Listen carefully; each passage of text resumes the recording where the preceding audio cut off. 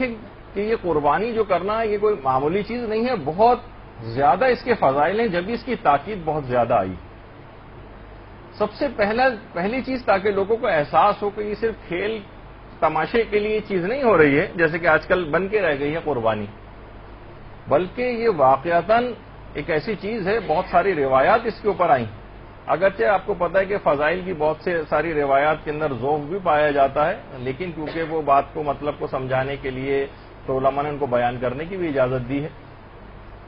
سب سے پہلی تو یہ روایت میں یہ چیز آئی کہ فوری مغفرت ہو جاتی، فوری مغفرت۔ اور خود بہت سی روایات کے اندر ویسے تو دیکھیں اس بات کی اجازت ہے کہ آدمی کسی اور جگہ پر ہو اور قربانی وہ کسی اور جگہ کروائے، لیکن اسی جگہ پر اگر موجود ہو تو بہت زیادہ اچھا، کیونکہ بہت سی روایات میں یہ بات آئی ہے کہ قربانی جس وقت ہو رہی ہو اس وقت وہاں پر موجود رہو، کہ کیونکہ خون کا پہلا قطرہ گرتے ہی پروردگار انسان کی مغفرت کر دیتا ہے جس نے قربانی کروائی، یعنی ابھی خون کا پہلا قطرہ گرا ہے اور اس کے تمام گناہ معاف ہو جاتے ہیں۔ اتنی اہمیت ہے اس بات کی۔ اچھا، دوسری چیز وہ یہ ہے کہ جو قربانی اس نے پیش کی ہے، روایات میں ہے کہ قربانی کا خون زمین پہ گرنے سے پہلے ہی خدا کی بارگاہ میں قربانی سند قبولیت لے لیتی ہے، قبول ہو جاتی ہے پروردگار کے ہاں۔ لہذا پیغمبر اسلام نے یہ بات فرمائی ہے ایک حدیث میں کہ تم خوش دلی سے قربانی کیا کرو، کیونکہ قربانی کا خون زمین پر گرنے سے پہلے ہی خدا کی بارگاہ میں یہ قبول ہو جاتی، تو خوش دلی سے قربانی کرو۔ جیسے کہ اکثر جگہوں پہ اس کو ایک بوجھ سا بھی سمجھا جاتا ہے، بوجھ۔ اچھا، ایک اور جو اس کا فائدہ ہے کہ دیکھیے جانور کے ہر بال کے عوض اس کو ایک نیکی دی جاتی۔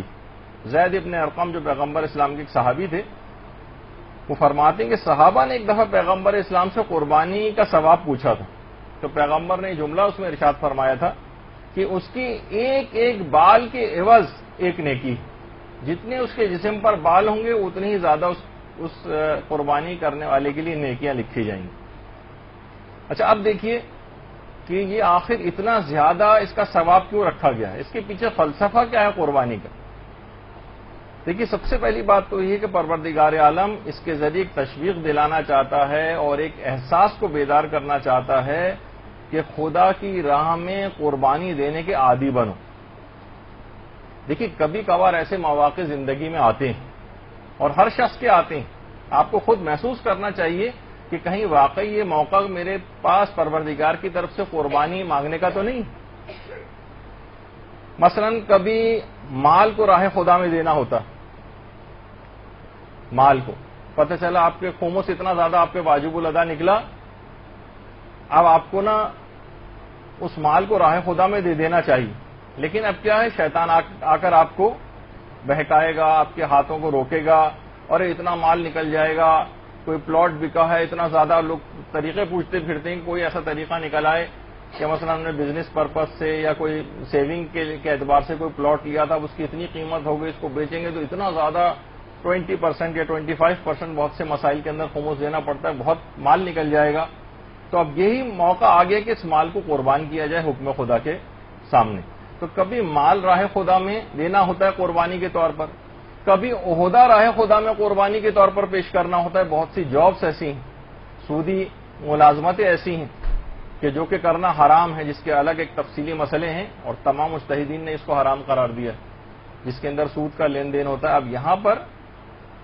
کبھی اسلام آپ سے تقاضا کر سکتا ہے، جب مقام عمل پیش آئے تو علماء سے رجوع کرنا چاہیے، لیکن ایک عمومی مسئلہ بتا رہا ہوں کہ عہدے کی بھی قربانی دینا پڑتی، کبھی آسائشوں کی قربانی دینا پڑتی ہے۔ اتنی شدید گرمی ہے، آپ لوگ یہاں پر آئی ہیں، اپنے آرام کو آپ گھر میں بھی ٹھنڈے طریقے سے رہ سکتی تھیں اور اطمینان کے ساتھ، آپ کو کیا ضرورت تھی، لیکن آپ نے علم دین حاصل کرنے کے لیے اپنی ایک آسائش کو قربان کیا، اپنے آرام کو قربان کیا۔ اور کبھی زیادہ بڑے سینیریوں میں اگر دیکھیں اور اس کو کافی بڑھا لیں ہم اپنے کینوس کو، تو